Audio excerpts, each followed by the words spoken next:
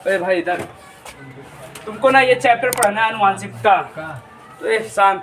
तो सबसे पहले आपको इस चैप्टर में ये जो अनुवांशिकता है इसके बारे में पता करना है, क्या है क्या नहीं है। तो सबसे पहले इसमें आपको हम पढ़ाएंगे अनुवांशिकी।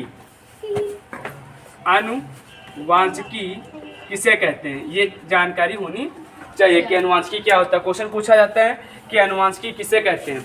तो अनुवांशिकी का मतलब होता है कि जीव विज्ञान की वह शाखा जिसके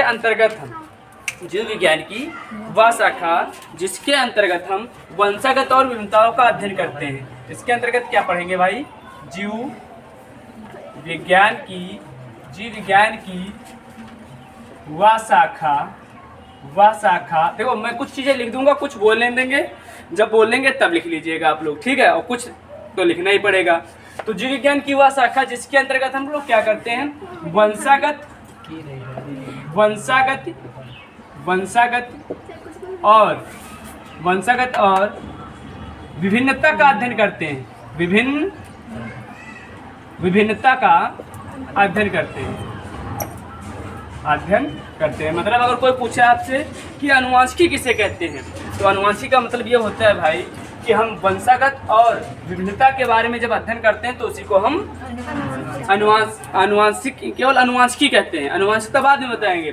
जब अगर आपसे पूछे कोई अनुवांशिकी किसे कहते हैं, तो जीव विज्ञान की वह शाखा जिसके अंतर्गत वंशागत और विभिन्नता का अध्ययन किया जाता है, अनुवांशिकी कहलाता है। ठीक, दो शब्द केवल, वंशागत और विभिन्नताओं का अध्ययन करना ही अनुवांशिकी कहलाता है। अब आपसे पूछेगा ये जो वंशागत है, ये वंशागत क्या होता है? क्यों भाई? कि वंशागत क्या होता है? और वंशागत को ही अनुवांशिकता बोला जाता है। तो इस अनुवांशिकता या वंशागत का मतलब क्या होता है? जब कोई लक्षण एक पीढ़ी से दूसरी पीढ़ी में जाता है, जब कोई लक्षण क्या होगा? कोई अनुवांशिक लक्षण होगा। मतलब ऐसा नहीं कोई लक्षण, जब कोई अनुवांशिक लक्षण क्या होगा? अनुवांशिक लक्षण कहाँ जाए? एक पीढ़ी से दूसरी पीढ़ी में जाएगा भाई, ठीक है? एक पीढ़ी से कहाँ जाएगा? दूसरी पीढ़ी में। या ये कह सकते हैं जब कोई अनुवांशिक लक्षण पिता से उसकी संतान में जाता है तो इसे हम क्या बोलते हैं? अनुवांशिकता कहते हैं। इसे ही अनुवांशिकता कहते हैं या इसको वंशागति कहते हैं। या अब दूसरी बात की ले भाई, ये बताओ, ये समझ में आया ना वंशागत किसे कहते हैं? जब कोई अनुवांशिक लक्षण एक पीढ़ी से दूसरी पीढ़ी में जाए तो इसे हम क्या बोलेंगे? वंशागत या अनुवांशिकता कहते हैं। तो ये चैप्टर में हम केवल यही पढ़ेंगे कि कौन सा पदार्थ है या कौन अनुवांशिक लक्षण है जो एक पीढ़ी से दूसरी पीढ़ी में जाते हैं और कैसे जाते हैं, आखिर क्या है, यही सब पढ़ना है। तो एक तो ये हो गया। अब पढ़ेंगे विभिन्नता क्या होता है? विभिन्नता, देखो आप लोग देखते होंगे पृथ्वी पर इतने जीव जंतु पाए जाते हैं, क्या वो हुबहू एक समान होते हैं? पृथ्वी पर जो जीवधारी पाए जाते हैं उनके बीच में जो अंतर पाया जाता है उसे ही क्या बोला जाता है? विभिन्नता। पृथ्वी पर पाए जाने वाले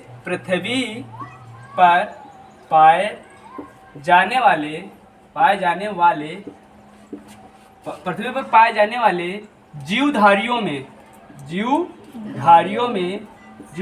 में जो अंतर पाया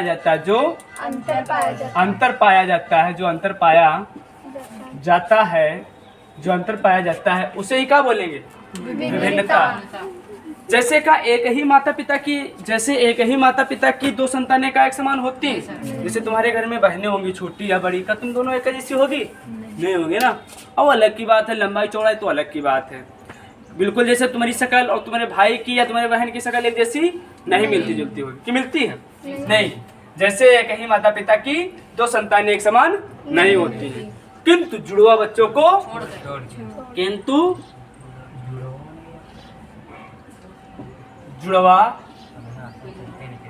को छोड़कर, ये जुड़वा बच्चे भी शायद हमने आप लोगों को पढ़ाया है पहले। जुड़वा बच्चे जो होते हैं 3 प्रकार के होते हैं। जुड़वा बच्चे का मतलब जैसे सामान्यतः एक ही संतान होती है, और कभी कभी क्या होता है एक साथ में कितनी संतानें जन्म ले लेती हैं? 2। तो उनको हम क्या बोलेंगे? जुड़वा बच्चे। अच्छा, कभी कभी क्या होता है एक साथ में जुड़वा बच्चे, या तो लड़का लड़का होंगे, या तो कभी कभी क्या होता है एक लड़का एक लड़की होंगे। या कभी कभी देखा होगा कि कुछ जुड़ाव बच्चे होते हैं जिनके कुछ अंग आपस में ही जुड़े रहते हैं। तो एक जुड़ाव बच्चे जो बच्चे होते हैं 3 प्रकार के होते हैं। एक होते हैं एकल युग्मजीय यमज, एक होता है द्वियुग्मजीय यमज, एक होता है श्यामी यमज। ठीक है, इसके बाद में बात आती है ये जो अनुवांशिकी शब्द है, यहाँ से क्वेश्चन बनना चालू हो जाएगा। अनुवांशिकी शब्द क्वेश्चन पूछेगा, इस अनुवांशिकी शब्द का प्रयोग सबसे पहले किसने किया?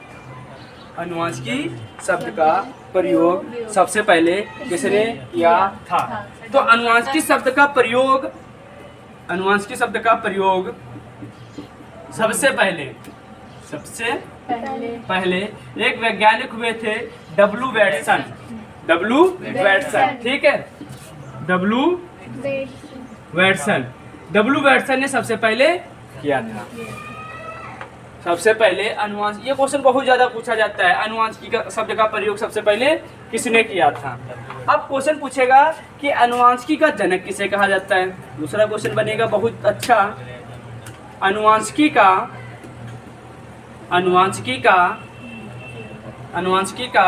जनक किसे कहा जाता है? किसे कहा जाता है?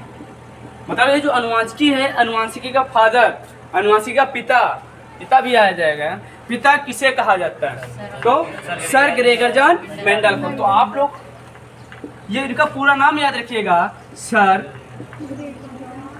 Gregor John Mendel. ये जब पूरा नाम याद रखेंगे ना भाई, क्योंकि इनका पूरा नाम पूछा जाता है कि मेंडल का पूरा नाम बताओ, मेंडल का पूरा नाम 1 नंबर में आता है, तो सर ग्रेगर जॉन मेंडल। अब सुनो, जब ये मेंडल है तो मेंडल के बारे में थोड़ा पढ़ ले हम। मेंडल का अगर जन्म की हम बात करें तो इनका जो जन्म है वो ऑस्ट्रिया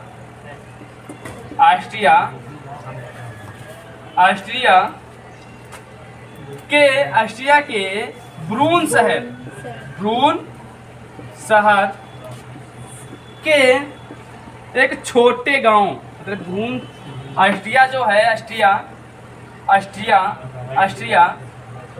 के ब्रून शहर के छोटा एक गांव है, ठीक है, गांव में, ये छोटे गांव, जो उस गांव का जो नाम है वो है सिलीसिया, गांव जिसका नाम है सिलीसिया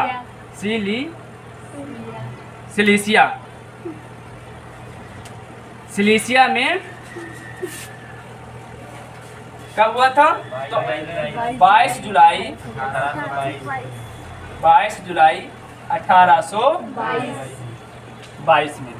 ठीक है, ये याद करिएगा, क्योंकि इसके पहले जो एग्जाम हुई थी ना बोर्ड वाली, उसमें क्वेश्चन एक पूछ लिया था कि मेंडल ने शिक्षा कहाँ ग्रहण की थी?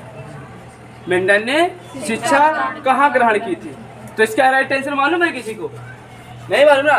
तो उसमें गिरजाघर था, अरे बहुत सही था, तो उसका राइट आंसर जो था वो गिरजाघर ही सही था, गिरजाघर में। कि मेंडल ने शिक्षा कहाँ ग्रहण की थी? शिक्षा, तो इसके लिए याद करिएगा गिरजाघर में, घर में। ठीक है, ये क्वेश्चन पूछा गया था अब की बार कि मेंडल ने अपनी प्रारंभिक शिक्षा कहाँ ग्रहण की थी? तो गिरजाघर में। ठीक है, आगे बात करें, में इतना जन्म हुआ था। इसके बाद में अगर पूछे इनकी मृत्यु, जब बात करेंगे इनकी मृत्यु की, तो इनकी मृत्यु हो जाती है 1884 में इनकी मृत्यु हो जाती है। अब इनको क्वेश्चन पूछेगा कि इनको आखिर अनुवांशिकी का जनक क्यों कहा जाता है? आखिर इन्हें अनुवांशिकी का जनक क्यों कहा जाता है? क्योंकि नमस्ते भैया, क्योंकि इन्होंने अनुवांशिकी शब्द पर अपना प्रयोग किया था, ठीक है, इसलिए इनको क्या बोला जाता है?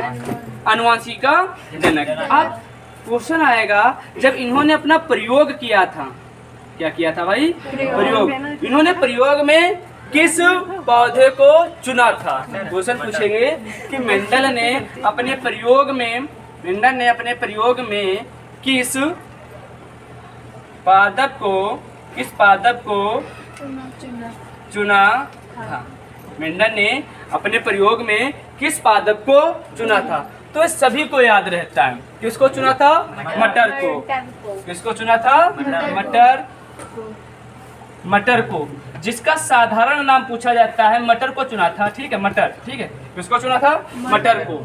जिसका साधारण नाम पूछेगा, भैया साधारण नाम बताओ। जिसका साधारण नाम उद्यान मटर होता है। उद्यान मटर होता, जिसका साधारण नाम क्या होता है? उद्यान मटर होता है। और अगर हम बात करें आगे, पूछेगा इसका वैज्ञानिक नाम बताओ। मटर का वैज्ञानिक नाम बताओ।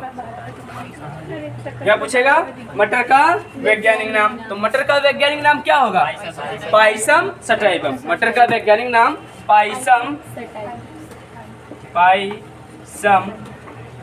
सटाइवम। Pisum sativum.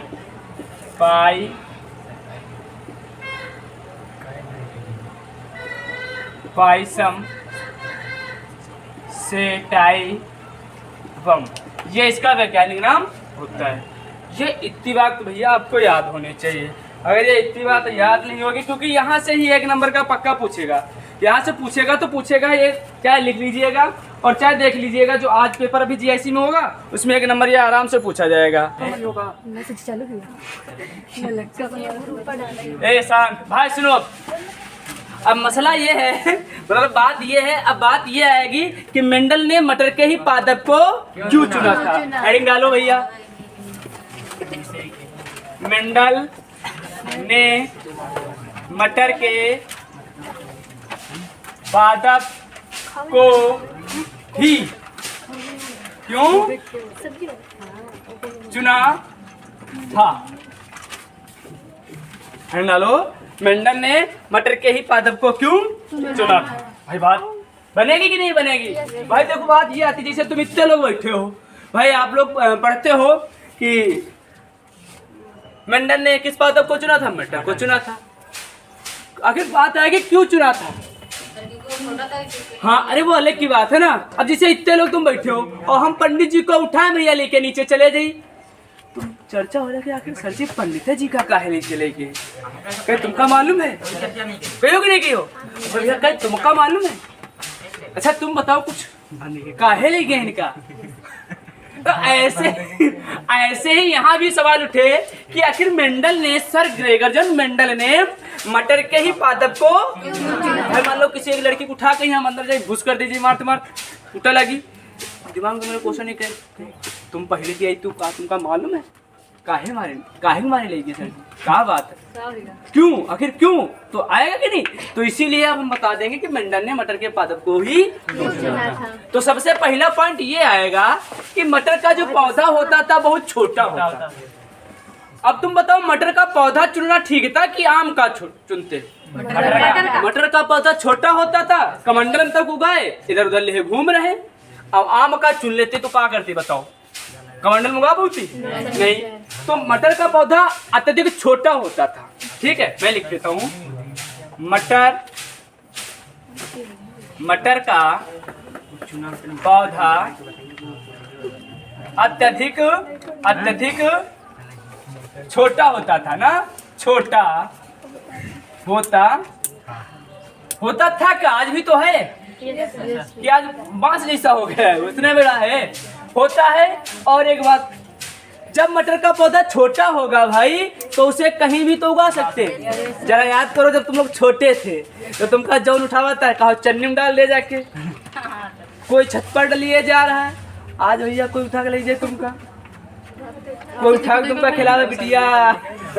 हाँ, तो मटर का जो पौधा होता है अत्यधिक छोटा होता है, इसलिए इसे कहीं भी उगाया जा सकता है। इसलिए इसे कहीं भी, ओए पीछे आवाज ना करो, उगाया जा सकता है। इसलिए इसे कहीं भी उगाया जा सकता है। आप ही बताओ भाई, मटर के पौधे को कहीं उगाया जा सकता है कि नहीं उगाया जा सकता है? मटर का जो पादप होता है उसे आप कहीं भी भाई उगा सकते हैं। ये पॉइंट बताओ समझ में आया कि नहीं आया, कि मटर का पौधा जो होता है अत्यधिक छोटा होता है भाई, इसे कहीं भी, आम बताओ कहीं भी उगाया जा सकता है। मान लो मंडल जब प्रयोग करते होते हैं, बहुत ज्यादा उनको धूप लगती होगी, तो भैया उठाए कमंडल अपन छाहिब, आंधी आ रही उठाए कमंडल अपन कमरम, रूम में आ गए, लगा देती आम क्या, तो का उखाड़ी लाभ होती छाहिब नहीं ना। दूसरा पॉइंट नंबर 1 तो हो गया ना, मटर का पौधा अत्यधिक छोटा होता था इसलिए इसे कहीं भी उगाया जा सकता था। और जो मटर का पौधा होता था ना, 1 वर्ष में 1 से अधिक बार फली देता था। फली का होता है, जो मटर की छियां होती है ना भाई, मटर की छियां, वो क्या करता था 1 से अधिक बार छियां देता था। यह का मतलब मटर, यह पादप 1 वर्ष में 1 से अधिक बार क्या देता है भाई? फली देता है। यही बात सत्य है कि नहीं? अब अगर आम का लगाए होते भाई, उनको करना था प्रयोग, आम तो 1 साल में 1 बार फल देते हैं ना, तो 1 बार तो प्रयोग कर पाते, और ये मटर का पौधा 2 बार देता है, इसलिए क्या करते, ये 2 बार प्रयोग करते थे। क्यों भाई? तो बताओ जितनी बार आओगे भाई, इस यहाँ पढ़ने उतना तो तुमको आएगा, साल में 1 बार आओगे तो 1 बार के हिसाब से आएगा, रोज आओगे तो रोज हिसाब के। ये पॉइंट क्लियर हुआ भाई? यह पादप 1 वर्ष में 1 से अधिक बार फली देता था।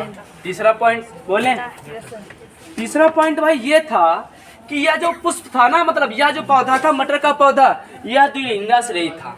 कैसा था? द्विलिंगाश्रयी। मटर का पादप, यह पादप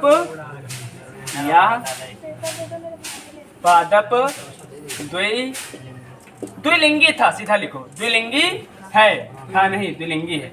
यह पादप कैसा था? द्विलिंगी। द्विलिंगी का मतलब मालूम क्या? जैसे हम लोग हैं एक लिंगी, मतलब एक ही पादप पे नर वाला विभाग पाया जाता था, नर और मादा दोनों एक ही पुष्प पर पाए जाते थे। तो इसको क्या बोलेंगे? जैसे केचुआ, चोक एक लिंगी होते, द्विलिंगी होते हैं, उनमें नर वाला विभाग पाया जाता है और मादा वाला। जैसे यहाँ गुड़हल हो गया, ये मटर हो गया, ये सब क्या है? द्विलिंगी। ठीक है। नंबर 4, आप लोगों को हम पढ़ाए होंगे स्वपरागण। एक तो परागण, पराग कोश से पराग करो का वर्त का अगर पड़ जाना परागण कहलाता है। अब परागण में भी हमने बताया था ये 2 प्रकार के होते हैं, एक स्वपरागण और एक परपरागण। जब नर वाले भाग और मादा वाले भाग एक ही पुष्प पर होते थे तो उस पादपों में कौन सा परागण होता था? स्वपरागण। तो भैया इस पादप में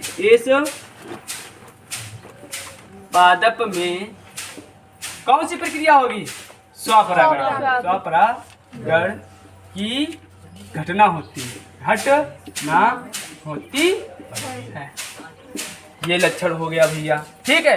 एक और लक्षण, 4 लक्षण हो गए। एक और लक्षण, वो लक्षण मालूम कौन सा है भाई? इसमें कोई भी लक्षण पाया जाए, कोई भी लक्षण, उसका विरोधी लक्षण जरूर पाया जाएगा।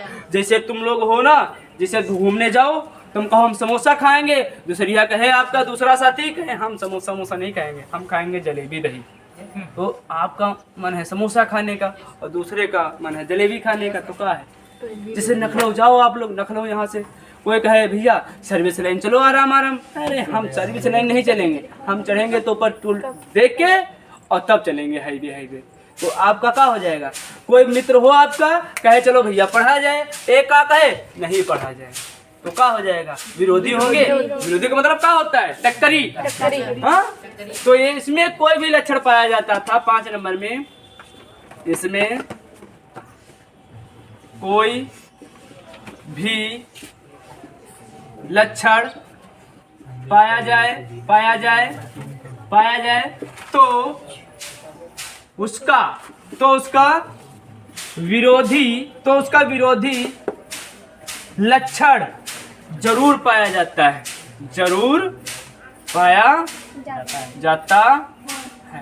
ये पॉइंट भैया 5 याद रखिएगा। वेरी सिंपल है, लेकिन अभी एक छूट गया। नहीं, छूट क्या गया? चल हो गए। आप एक बताओ, क्या तुमको याद करना पड़ेगा मटर का पौधा छोटा होता है, छोटा होता है, छोटा होता है? यार तुम लोग तो मटर देख ही रहे हो कितना बड़ा होता है। बताओ, याद करना पड़ेगा मटर का छोटा। अब हम निकाल नंबर 1, मटर का पौधा अत्यधिक छोटा होता है, अत्यधिक छोटा होता है। अरे भूल गए हम। मटर का पौधा अत्यधिक छोटा, ऐसा भूलोगे क्या? तुमको तो मालूम मटर का पौधा यह है, इनका क्या याद करे के? सबको मालूम मटर का पौधा अत्यधिक छोटा होता है। और ये भी तो मालूम है कि ये एक वर्ष में कितनी बार फल आता है। मटर घर में मटर और हरी हरी छियां आती कि नहीं आती? कितनी बार आती? 2 टाइम आती, 2 बार। दूसरा, ये आपादक द्विलिंगी होता है, मतलब नर वाला भाग मादा वाला भाग एक ही पुष्प। तीसरा, इसमें स्वपरागण होता है क्योंकि द्विलिंगी होता है। चौथा, 5वां पॉइंट, इसमें कोई भी लक्षण पाया जाए भैया, मान लो जैसे लड़कियों की 2 खुपड़ी इकट्ठा की जाए, एक खुपड़ी में जुआ नहीं और एक में है, तो दोनों क्या हो जाएंगे? इसी को बोला जाता है विरोधी। ये तो समझ में आया होगा ना विरोधी। ये पॉइंट लिख गया भाई बेटा है। अब बात आएगी इसके बाद में कि मेंडल ने मटर के कितने लक्षणों को चुना था। ये हेडिंग डालो, मेंडल ने मटर के कितने लक्षणों को चुना था।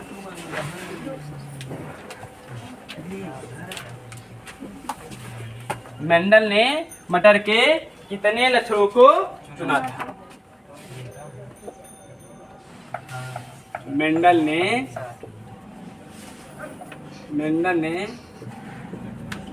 मटर के कितने लक्षणों को चुना था। ठीक, ये हेडिंग। मेंडल ने मटर के कितने लक्षणों को चुना था। सबसे पहला क्वेश्चन हम यहाँ पे मालूम कब, मतलब अगर सन कभी पूछ दे, किस सन में चुना था? सन, ठीक भाई, जो सन है वो है 1857 में। अगर कब पूछ दिया जाए, मतलब कब चुना था, तो 1857 में। ये प्रक्रिया जो हुई थी कि क्वेश्चन पूछते मेंडल ने मटर के पादपों के कितने लक्षणों को और कब चुना था, तो 1857 में। और कितने लक्षणों को चुना था, इसका जो राइट आंसर होगा क्या होगा? 7। तो यही लिखते इधर, कितने लक्षणों को चुना था? 7। सभी को तो मालूम है, आप ना भूलिएगा कभी भी। कितने लक्षणों को चुना था? 1957 में 7 आता, लक्षण में भी 7 आपको याद रखिएगा। ठीक, मेंडल ने मटर के कितने लक्षणों को चुना था, तो 7। ठीक, अब वो 7 लक्षण देखेंगे। क्या देखेंगे? 7 लक्षण। तो उन 7 लक्षणों से देखने के पहले कुछ चीजें आपको हमको बताना पड़ेगा। जैसे कोई भी लक्षण होता है, कोई भी लक्षण, तो उस लक्षण के 2 उपलक्षण जरूर होते हैं। एक लक्षण के 2 उपलक्षण होते हैं। उपलक्षण 2 क्या होंगे? उपलक्षण मतलब जैसे हम एक लक्षण ले लें पढ़ाई, एक लक्षण ले लें पढ़ाई, तो या तो पढ़ाई में वो अच्छा होगा या तो खराब। भाई आप ही बताओ, जैसे कहें कोई भी लड़की की बात कर लो, लड़का तो लड़का अच्छा होगा या तो खराब, लड़की अच्छी होगी या तो खराब। तो एक लड़की लक्षण है और ये खराब अच्छा उसके उपलक्षण है। ठीक भाई, तो उपलक्षण का मतलब समझ गए। जैसे सब्जी बनी है तो लक्षण है, चखने को मिलेगा भाई, लक्षण है। अब वो खराब बनी है कि अच्छी, वो उसके क्या हो जाएंगे? उपलक्षण। तो लक्षण भी समझ में आ गए होंगे ना। तो मेंडल ने मटर के कितने लक्षणों को चुना था भाई? 7। तो सबसे पहले यहाँ पे हम लिखेंगे क्रम संख्या में 1 2 3 4 5 6 7। ठीक भाई, ये क्रम संख्या हो गया। अब यहाँ पे लक्षण होंगे। क्या होगा? लक्षण। यहाँ पे क्या होंगे? मटर के पादप के, मतलब जो 7 लक्षण है ना। जैसे घर में चर्चा होने लगे, भैया हमारे जो हैं बहुत अच्छे हैं, तो कोई इंसान बैठा, का अच्छे हैं, कुछ अच्छाई बताओ तो, ऐसे अच्छे कैसे हैं? अला हम तो देखे तुम्हारे लड़के अंदर कुछ लक्षण है नहीं। जब स्कूल जाते हैं तो चौराहा पर मोटरसाइकिल चावा कराते हैं, ऐसी तो ऐसी घूमे करते हैं। हाँ, ये अच्छाइयाँ हैं। हैं? कुछ आता जाता तो है ही नहीं, बस ऐसे जैसे कुछ हो जाता है, ऐसा नहीं। तो बात करेंगे कौन कौन से लक्षण हैं। तो बात जब लक्षण की करेंगे तो लक्षण लिखेंगे। अब देखो जब लक्षण होंगे तो दो उपलक्षण भी तो होंगे, जब लक्षण होंगे तो दो उपलक्षण भी तो होंगे। तो एक होगा भैया प्रभावी, एक प्रभावी, या इसी को प्रबल बोलेंगे। क्या बोलेंगे? प्रबल, याद रखिएगा। और भैया जो दूसरे होंगे उसको क्या बोलेंगे? अप्रभावी, अप्रभावी, अप्रभावी, या इसी को क्या बोलेंगे? अप्रबल, या इसी को क्या बोलेंगे? अप्रबल। और देखो आ का मतलब होता है नहीं, या अप्रबल, प्रबल, प्रबल का मतलब होता है अच्छा। थोड़ा सोचो, प्रबल का मतलब बच्चा अच्छा, अप्रबल का मतलब खराब, अप्रबल का मतलब खराब, प्रबल का मतलब अच्छा। जब बात है प्रबल की तो समझ जाना अच्छा, जैसे अभी समझ में आ जाएगा। जैसे हम नंबर 1 पे अगर बात करें तो नंबर 1 आएगा पादप की लंबाई, और पादप कौन? मटर। नंबर 1 लक्षण उन्होंने जो चुना था ना वो पादप की लंबाई, पादप की लंबाई। यहाँ पे भाई हम लिखेंगे पादप की लंबाई। भाई आप बताओ, खेत में मटर बो दो, खेत में मटर बो दो, तो मटर जब बोएंगे तो जो मटर लंबे होंगे वो अच्छे होंगे, जो गुल्ली भरे के इतने इतने होंगे वो अच्छे होंगे लंबे। तो इसका मतलब यहाँ पे क्या होगा? लंबापन। अच्छा क्या होगा? लंबापन। भैया ये क्या होगा? लंबा, लंबापन। और यहाँ क्या होगा? बौनापन, बौनापन। मतलब इतने इतने मटर आपके शरीर मतलब खेत में इतना इतना रह जाए तो तुम कहा कहो हमारा मटर नंबर 1 खड़ा है, कोई का आसपास खेत में इसे मटर नहीं खड़ा इतने बड़ा बड़ा, कहोगे? का कहोगे? नहीं कहोगे ना भाई। तो लंबापन, प्रबल, अप्रबल, बौनापन। समझ में आया है कोई? दूसरा भाई, दूसरा बीज का आकार, बीज का आकार। अब भैया बीज की आकार की जब बात आएगी तो बीज का आकार, मटर का बीज देखे हो कि नहीं देखे? तो बीज का आकार मटर बताओ कैसा होता है? गोल। और उसी में कभी कभी क्या होता है जैसे हरी छियां भी कट जाती हैं। तो जब हरी छियां, बाजार से हरी छियां आए मटर की और उनको सुखा डालो तो कोई सुखड़ा जाती कि नहीं सुखड़ा जाती, तो झुर्रीदार हो जाता है। देखो बीज का आकार जो अच्छा वाला होगा वो गोल होगा, ऐसे गोल, ऐसा होगा गोल। और उसी में जैसे देखा होगा आप लोगों ने गेहूं, कुछ हरे हरे गेहूं में आ जाते हैं, जैसे जानवर चढ़ डाले तो गेहूं लेट निकलेगा, बाद में निकलेगा, बाद में उसमें दाना भी निकलेगा। तो जब काटने गए तो पता चलता है कि हम हरे हरे काट डाले, और जब हरे हरे भाई काट डालते तो उनका बीज हरा हरा होता है, हरा के साथ साथ में वो दबा भी होता है, वो कहो ऐसे हो ऐसे, तो ये क्या कहलाता है? झुर्रीदार। ये क्या कहलाएगा? झुर्रिया गवा है का झुर्रीदार। तो उसको क्या बोलेंगे? झुर्रीदार। बताओ भैया ये दूसरा वाला पॉइंट भी समझ में आ गया? बीज का आकार गोल और झुर्रीदार। अच्छा, तीसरा पॉइंट बीज का रंग, बीज का रंग। आप लोग बताओ बीज का रंग, बीज का रंग हरा कैसे होगा? जब बीज बोने वाला होगा, गेहूं का हो चाहे किसी भी चीज का भी हो, गेहूं का बीज हो या किसी भी चीज का हो, जब बीज बोने वाला होगा या जो घर में बीज होता है, जो घर में बीज होता है, जब घर में गेहूं जो होता है उनका रंग कहो गेहुआ कलर का है, ठीक है। जो उनका रंग होता है कैसा होता है? पीला होता है। अच्छा कैसा होगा? पीला। तो जो परवल होगा उसका रंग कैसा होगा? पीला। बीज का रंग कैसा होगा? पीला। अब उसी में भैया जो कच्चे गेहूं कट जाते हैं गेहूं में तो उनका रंग कैसा होता है? हरा। देखा होगा अब बनाते हैं, अभी आज भी तो गेहूं बनाते हैं ना, क्या बोला जाता है उसको, क्या बना रहे हैं? पिसना बना रहे हैं ना, कहते हैं। जब पिसना बनाते हो इसे इसे सूप होता है ना, अब तो पंखे चल गए, पंखों से बन जाता है, वरना सूप से जब इसी से बनाया जाता था तो उसमें कुछ हरे हरे बीज निकलते थे कि नहीं? उसका मतलब क्या था? वो कच्चा कट गया है, वो खेत में बोया जाएगा, जगह क्या कच्चा वाला नहीं, तो वो कैसा होता है? हरा। हरा, ठीक। इसके बाद में चौथा पॉइंट आएगा फली, मतलब छिया, फली का रंग या फली का आकार कर ले, फली का आकार, फली का आकार। फली का आकार में भैया बात करो, जैसे बाजार गए, आपको हम 50 रुपये दिए, मान लो 40 रुपये दिया, कहा भैया हमको 40 रुपये में, हमको बहुत अच्छे से मालूम थी कि 40 रुपये में जो मटर की छियाँ हैं वो मार्केट में बिक रही हैं, आपको पैसे दिए हमने। तो आप जब मार्केट जाएंगे तो अगर अच्छे क्वालिटी वाले लाएंगे, अच्छे क्वालिटी वाला 1 किलो मिलेगा 40 रुपये का, तो वो अच्छे क्वालिटी वाली मटर की छियाँ का रंग कैसा होगा? होगा कि नहीं भाई? इसमें ये कोई हम बताने की चीज़ है? जब मटर आपके घर में आता है सब्जी बनाने वाला, उसका रंग कैसा होता है? हरा। तो भैया फली का मतलब उस छिया का रंग कैसा होगा? हरा।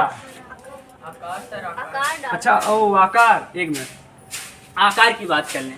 जब फली का आकार मान लो अच्छी जब लेने जाएंगे, तो फली का आकार जब आप अच्छी मार्केट से लाएंगे तो बताओ अच्छी का मतलब क्या होगा? जिसमें खूब दाना भरे भरे होंगे, जिसमें खूब दाना भरे भरे होंगे, वही तो अच्छी कहलाएगी। कि वो कहलाएगी जिसमें दाना पिचके पिचके होंगे।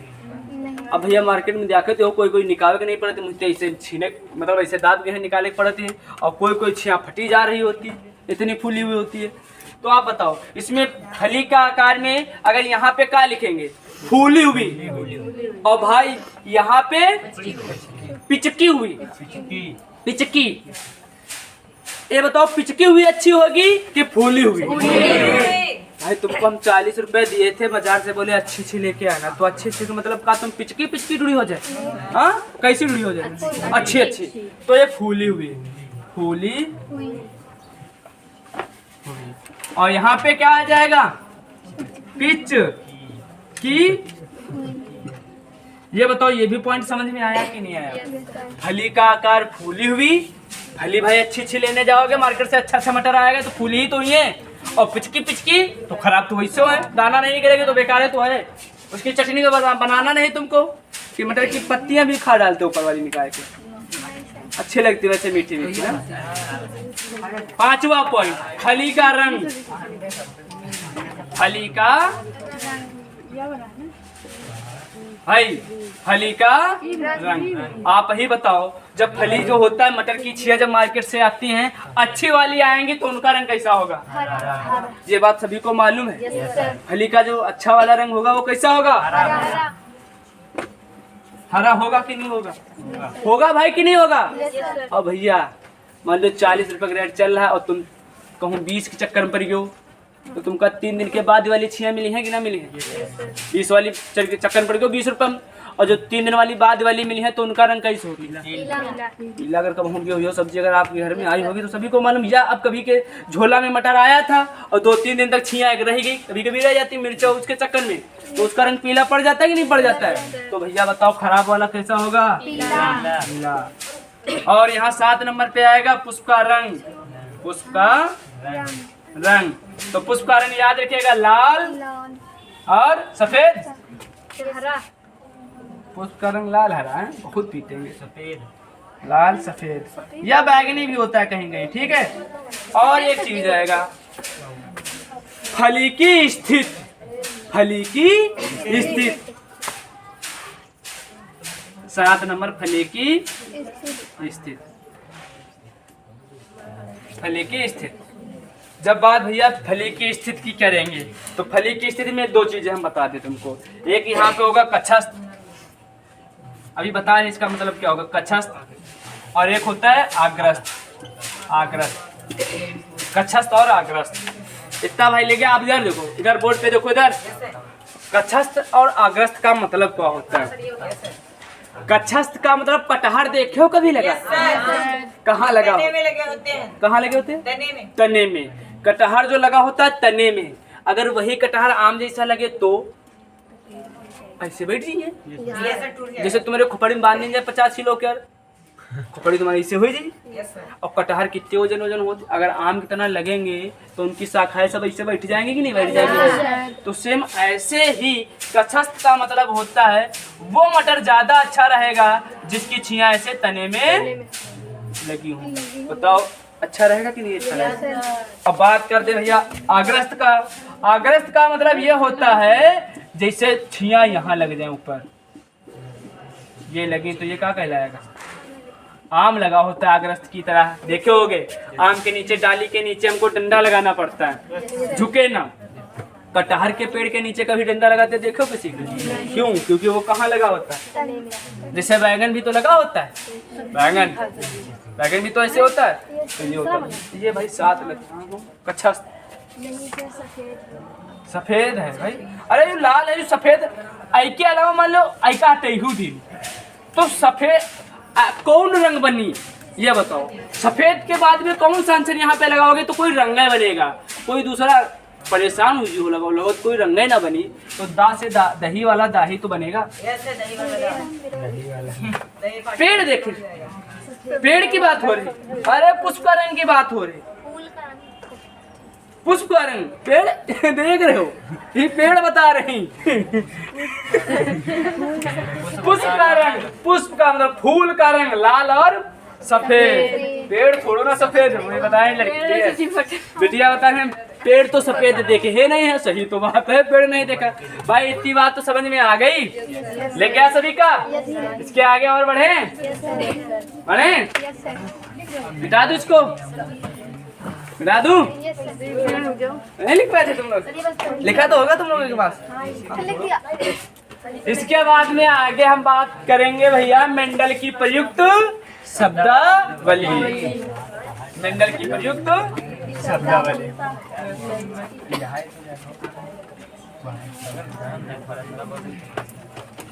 ये बताओ, देखो मेंडल ने मटर को क्यों चुना, क्यों चुना वो बताया, बताया था कि नहीं बताया?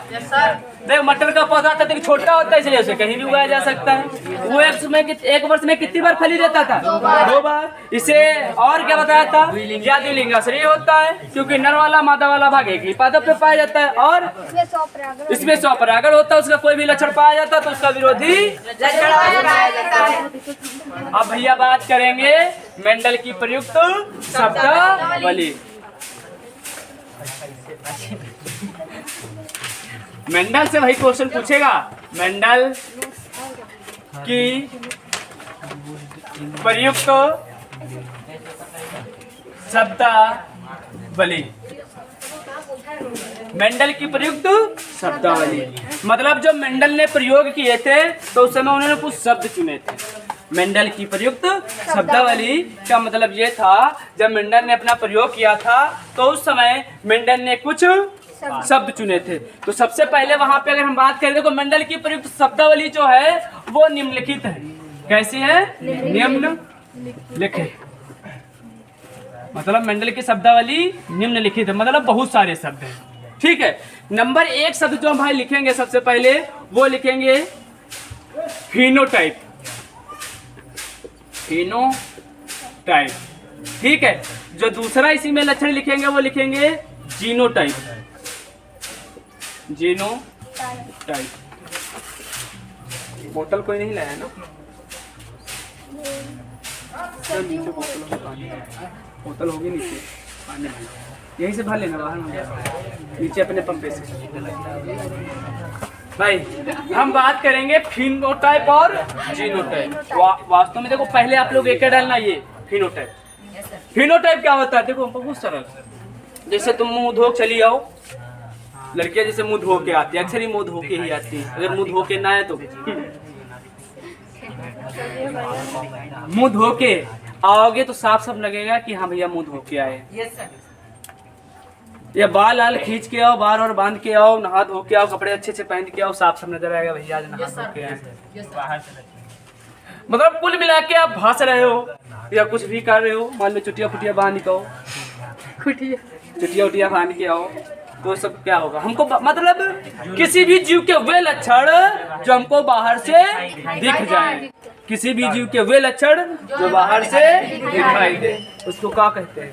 फिनोटाइप। जैसे एक्सीडेंट हो जाए, फट जाए इतना और दिखा रहा हमको कम से कम 22 टाका लगे हैं, तब हम पूछ रहे भैया काहे हैं?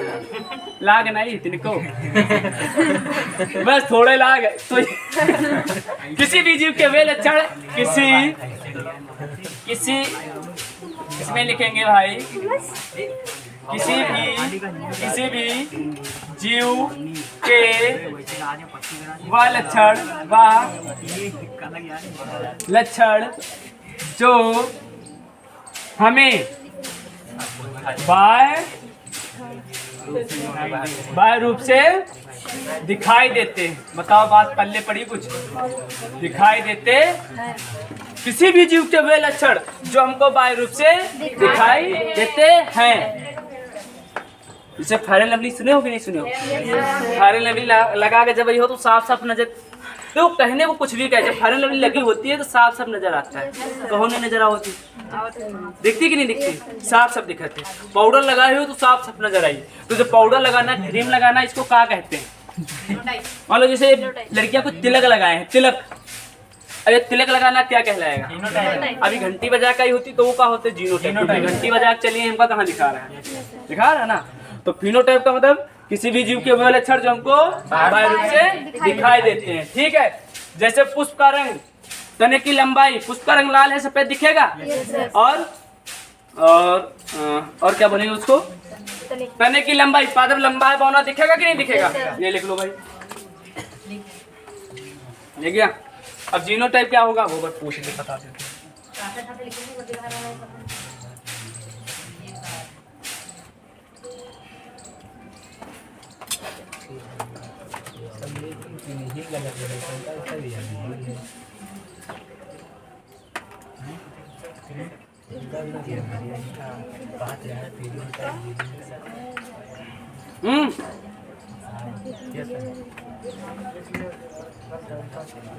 भैया जीनोटाइप फिनोटाइप समझ में आया? जीनोटाइप नहीं, फिनोटाइप।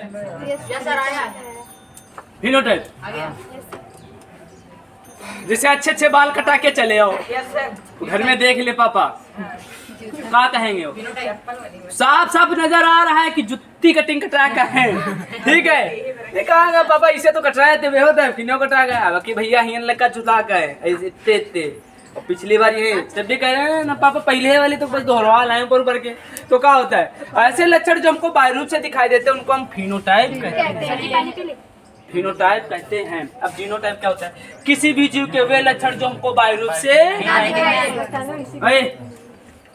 किसी भी जीव के वे लक्षण, जैसे हम इतनी चीजें सब इनको क्रीम पाउडर लगाने बताए गए हैं, तो इनके दिमाग में पता नहीं क्या चलत है। अरे कहाँ जब देखो तभी कुछ कहा करत। ये क्या है? जीनोटाइप, जो हमको दिखे ना। किसी भी जीव के वे लक्षण, किसी भी जीव के वह लक्षण जो हमें बाह्य रूप, मतलब बाह्य रूप से ना दिखाई दे, क्या कहलाएंगे? जीनोटाइप। हिंदी में दृश्य रूप, इसको बोलेंगे आदर्श रूप। बाई चांस पूछ दिया जाए, दृश्य का मतलब दिखने वाला, आदर्श का मतलब ना दिखने वाला। जो अब भाई जीनोटाइप का मतलब क्या होता है? मान लो जैसे कि तुम अभी रसगुल्ला खा खाओ, मान लो बारात के रसगुल्ला खा चले आओ, चुप पे आप शांत से खा के चले आए, तो हमको दिखेगा क्या? और हाँ, खावा तो भैया जलाओ तक का बहावा तो नीचे तक बहा के लाए तो साफ साफ नजर आएगा भैया कौन से खाई ही का हो। क्यों ऐसा लगेगा कि नहीं लगेगा? ठीक है, देख इधर अब बात करेंगे। एक तो ये दो चीजें पहले बताओ, समझ में आई?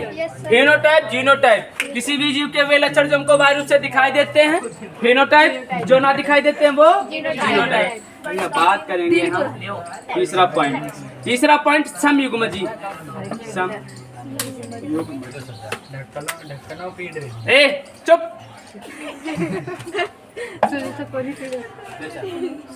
समयुग्मजी का होता है समयुग्मजी। एक आएगा समयुग्मजी और एक आएगा विषमयुग्मजी। एक आएगा समयुग्मजी और एक आएगा विषम युग्मजी। टाइम कितना हो गया बताओ एक लोग? 4-5। एक आएगा समयुग्मजी और एक आएगा विषमयुग्मजी। तो समयुग्मजी का होता है, विषमयुग्मजी का होता है। देखो भाई, समयुग्मजी का मतलब ये होता है जैसे लड़कियां चुटिया बंधती हैं, तो दोनों अगर बराबर चुटिया हैं तो समयुग्मजी। और एक क्षण अगर बार ज्यादा है, जैसे मांग तो बीच में मांग निकाली जाती है ना। तो यह समयुग्म जी कौन हालत में नहीं है, कहो कैसे? क्योंकि आधी खोपड़ी तो आप किनारे हो जाती है, आधे ज्यादा मांग यह निकलती है, तो आधी खोपड़ी या किनारे, तो ये समयुग्म जी होगी। समयुग्म जी जब बीच से निकले, आधे सम का मतलब बराबर बराबर बराबर बराबर, लेकिन निकल तो यह रही, ये तो ये समयुग्म जी होगा नहीं ना।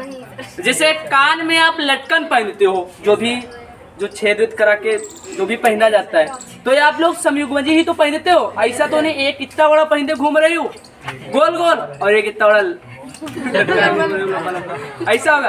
अगर ऐसी शर्त हो जाएगी तो उसको क्या बोलेंगे? जैसे जूता खरीदने जाओ तो एक 8 नंबर का आ जाए और एक 10 नंबर का आ जाए या 9 नंबर का आ जाए, तो क्या होगा? समयुग्म जी।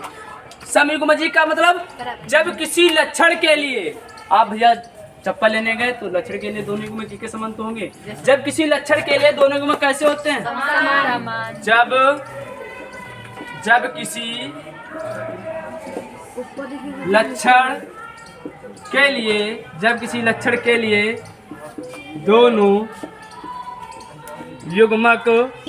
लक्षण के लिए दोनों युग्मक